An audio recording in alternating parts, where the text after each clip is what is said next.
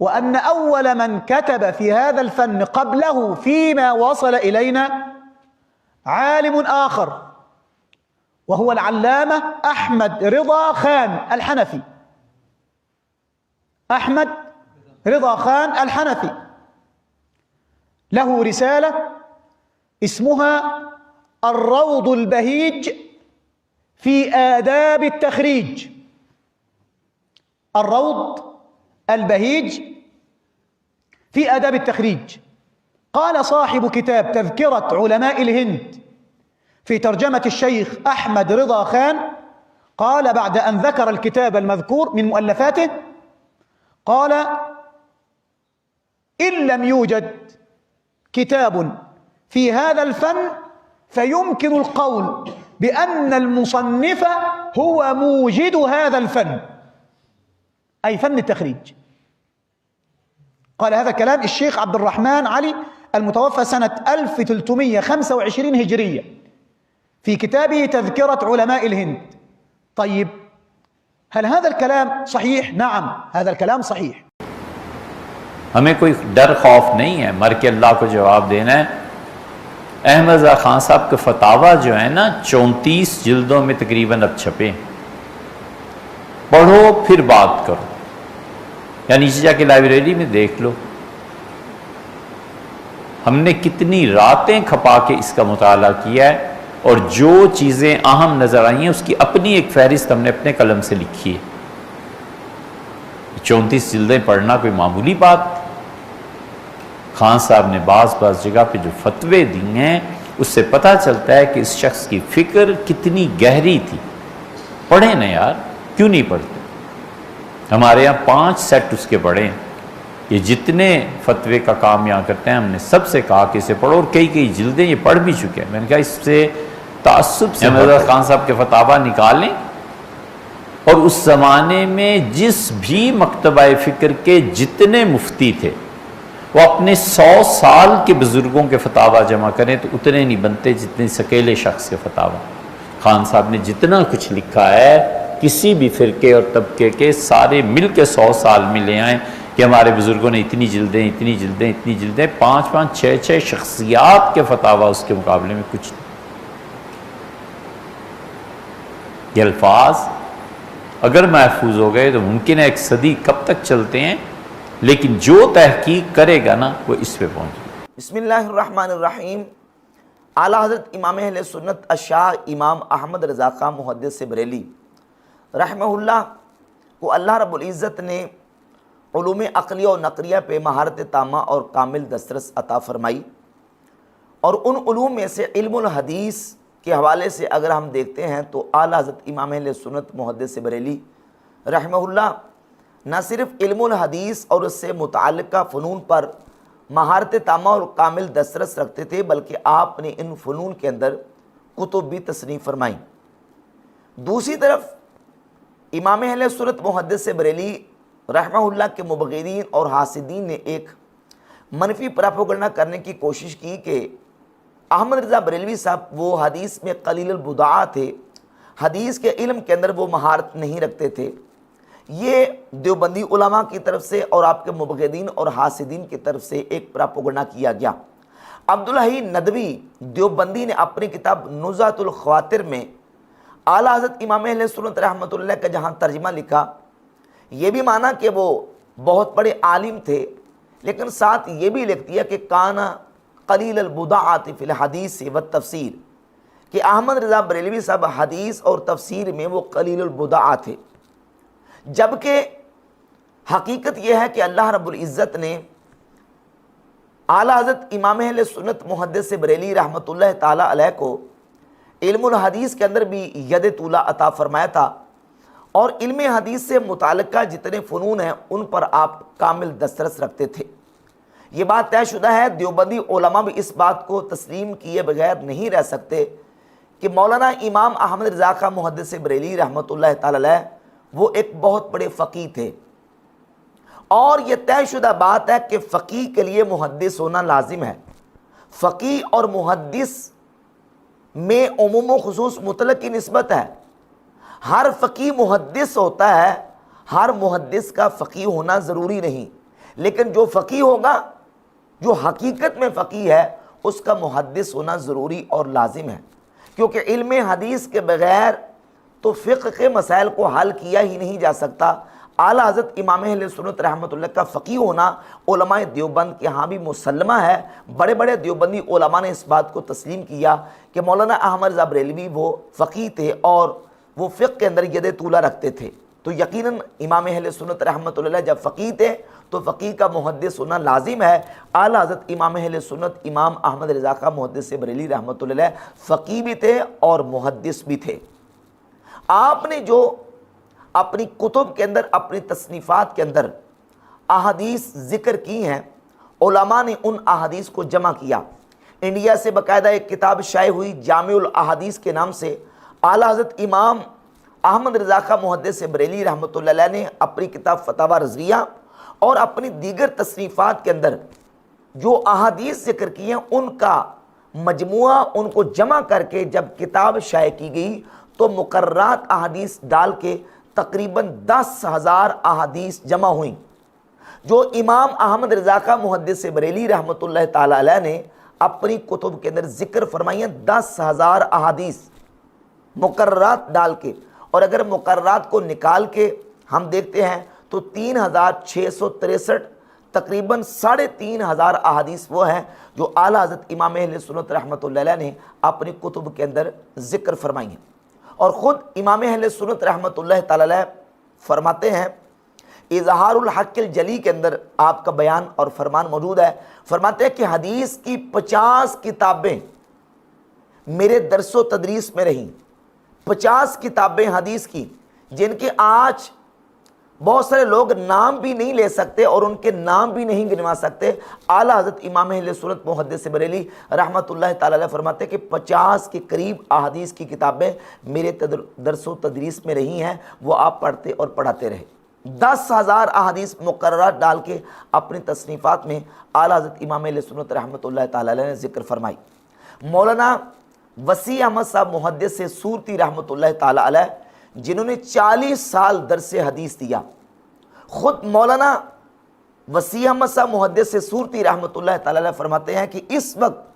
اگر کوئی شخص ہندوستان کے اندر امیر المومنین فی الحدیث ہے تو وہ امام احمد رضا خان محدث بریلی رحمۃ اللہ کی ذات گرامی قدر ہے۔ اعلیٰ حضرت امام اہل سنت رحمۃ اللہ علیہ نے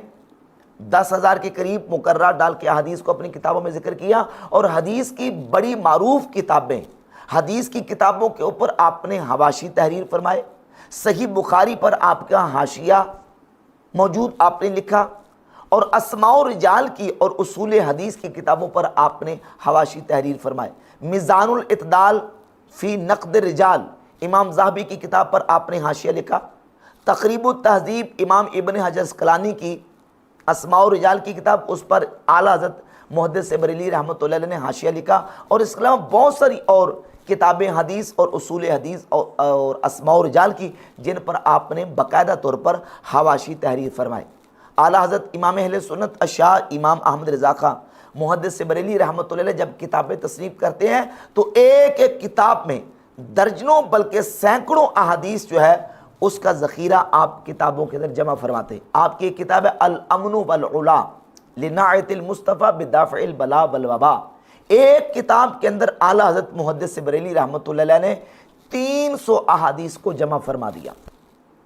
یعنی پورے امام اہل سنت رحمۃ اللہ علیہ نے دفتر احادیث کے ایک ایک کتاب کے اندر جمع فرما دیے۔ جزاء اللہ عدوہ بإبائہ ختم النبوہ، نبی پاک علیہ الصلوۃ والسلام کی ختم نبوت کا ذکر کرتے ہوئے اس کتاب کے اندر اعلیٰ حضرت محدث بریلی رحمۃ اللہ علیہ نے 121 احادیث کو جمع فرما دیا۔ سماع موطا پر کتاب لکھی تو اس میں 77 احادیث کو جمع فرمایا۔ الزبدۃ الزکیہ، اعلیٰ حضرت امام اہل سنت رحمۃ اللہ علیہ نے سجدہ تعظیمی کے حرام ہونے پر، یعنی غیر اللہ کو، اللہ کے علاوہ کسی اور کو سجدہ کرنے کے حرام ہونے پر ایک رسالہ تحریر فرمایا، تو اس میں آپ نے 40 احادیث کو جمع فرمایا۔ اور اس کے علاوہ جب ایک حدیث ذکر کرتے ہیں تو ایک حدیث ذکر کر کے جب اس کی تخریج کرتے ہیں تو اعلیٰ رحمۃ اللہ علیہ ایک ایک حدیث کو کئی صحابہ سے حدیث کی درجنوں کتابوں کے اندر آپ اس سے تخریج کر کے ایک حدیث کو آپ جمع اس کی تخریج کو اور اس کی تمام طرق کو جمع فرماتے ہیں۔ ایک حدیث اطلب الخیر والحوائج من حسان الوجوہ، یہ ایک حدیث 9 صحابہ اکرام علیہ مردوان سے، حدیث کی 34 کتابوں سے امام اہل سنت رحمۃ اللہ علیہ نے اس کی تخریج فرما کے اس کے طرق کو آپ نے اس کا اشارہ کیا۔ اس کے علاوہ اللہم اعز الاسلام باحب ہذین الرجلین، یا اللہ ان 2 بندوں میں سے جس کو تو پسند کرتا ہے اسلام کو دے کے اسلام کو عزت عطا فرما، عمر ابن خطاب یا ابو جہل ابن ہشام۔ اس حدیث کو اعلیٰ حضرت امام اہل سنت رحمۃ اللہ علیہ نے 10 صحابہ اکرام علیہ مردوان سے، حدیث کی 23 کتابوں سے اعلیٰ حضرت رحمۃ اللہ علیہ نے اس کو جمع فرمایا۔ لا تدخل الملائکۃ بیتا فیہ کلب ولا تصویر، کہ اس گھر میں رحمت کے فرشتے داخل نہیں ہوتے جس میں کتا یا تصویر ہو۔ اس حدیث کو امام اہل سنت رحمۃ اللہ علیہ نے 10 صحابہ اکرام علیہ مردوان سے، حدیث کی 43 کتابوں سے آپ نے اس کو جمع فرمایا۔ اور پھر علم مختلف الحدیث ہو، علم جمع و تطبیق ہو، اس کے اندر اعلیٰ حضرت امام اہل سنت نے کتب تصنیف فرمائی، اور پھر اس کے جلوے اس علم کے امام اہل سنت رحمۃ اللہ کی کتابوں کے اندر جو ہے وہ بالکل سامنے چمکتے ہوئے نظر آتے ہیں۔ ایک کتاب اعلیٰ حضرت امام اہل سنت رحمۃ اللہ علیہ نے اپنی عمر کے 39ویں سال غیر مقلد وہابی عالم نذیر حسین، جس کو محدث دہلی کہا جاتا تھا، اس وقت نذیر حسین دہلوی کی 93 سال عمر تھی اور اعلیٰ حضرت رحمۃ اللہ کی عمر 39 سال تھی۔ نذیر حسین دہلوی کے رات میں جمع صلاتین کے حوالے سے ایک کتاب تصنیف فرمائی، حاجز البحرین الواقع عن جمع الصلاتین، اور علم حدیث کے دریا بہا دیے۔ علم مختلف الحدیث اور جمع حدیث کا جلوہ اگر کسی نے دیکھنا ہو تو امام اہل سنت رحمۃ اللہ کی کتاب حاجز البحرین الواقع عن جمع الصلاتین کو دیکھا جا سکتا ہے، جس میں آپ کے علم حدیث کے اندر تبحر اور علم حدیث کے اندر اللہ رب العزت نے جو آپ کو ید طولہ عطا فرمایا تھا اس کا جلوہ اور اس کا منظر اس کتاب میں دیکھا جا سکتا ہے۔ اس کے علاوہ الہادی الکاف لأحادیث الضعاف،